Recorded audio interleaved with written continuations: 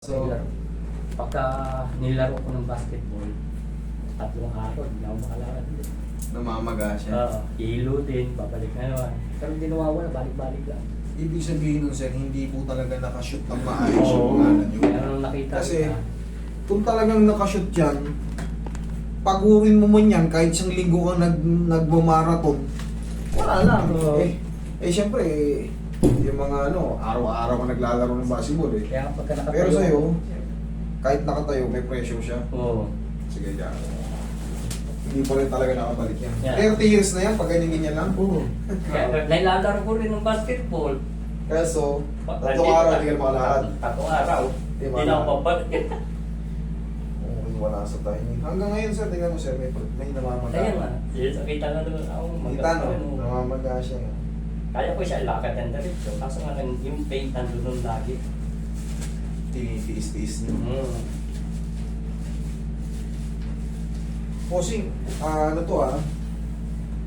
mababago yung position nito, kaso hindi kaagad nasisiro yung Uy, pain. alam ko lang nakita ko na.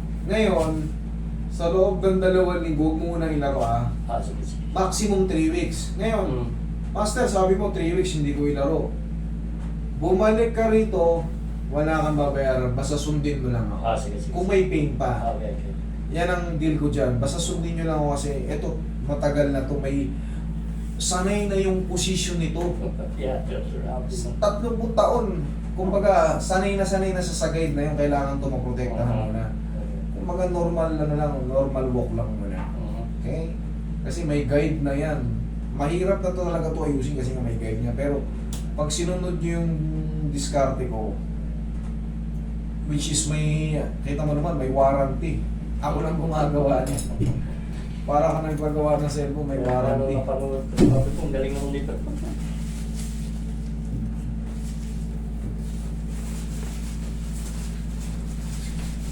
Para mawala itong 30 years na to, mabaguhin mo yung posisyon. Sa pa. Pamula na ba ng saraw? 30 years.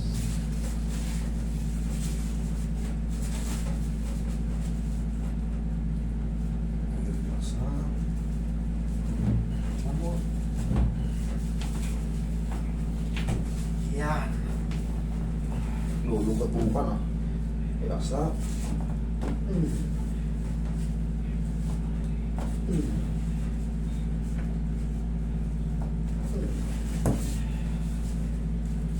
One more, Roy.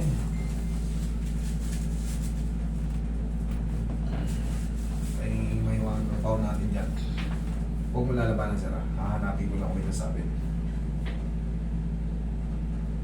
Yun, may sumabit. Isa pa, may sumabit. Dapat wala yun. Isa pa.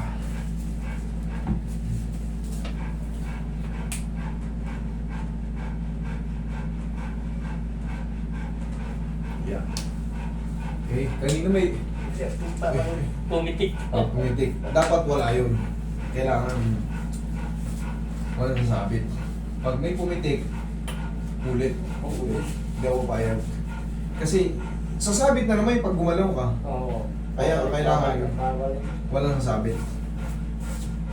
Sa lahat, sa sikmura, sa masakit na likod, sa masakit na balikat, siko, mga bisig, goranot, dito sa binti, sa legs.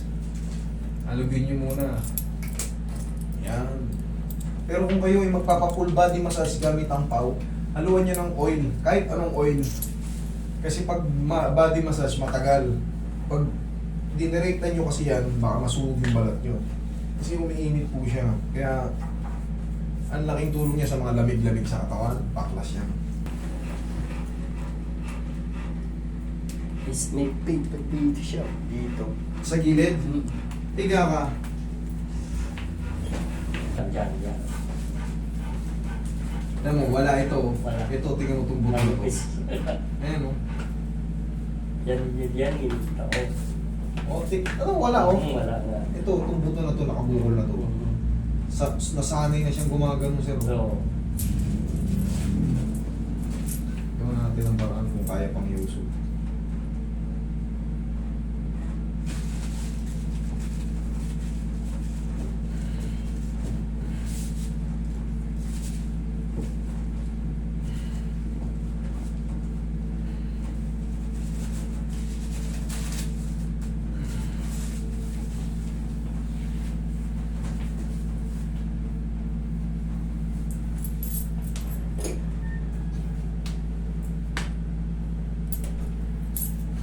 Sige, testing. Yun, wala konting pain. Wala yung pain? Okay, thank you. Kunti na lang siya. Okay, thank you Lord. Pusing, sige, hold nyo muna. Hold nyo ng ganyan yan, tama na yan. Kasi na ano na yung pain eh. Ayos. 30 years. Kanina unang lapag ko eh. Di ba pinalakaan mo? Sakit eh. Yeah. Yung binago mo yung in-adjust mo. Hindi na kami. Sana nga. Dire-diretso na yan, basta huwag nyo na muna ipinit ilaro. Tapos, yun nga, huwag nyo ihigpitan yung banda rito. Ang Para maghihigpit hindi siya kayo. masakal, no? Yes po. Okay, kasi naka-bandage na yan eh. Okay? Thank you Lord.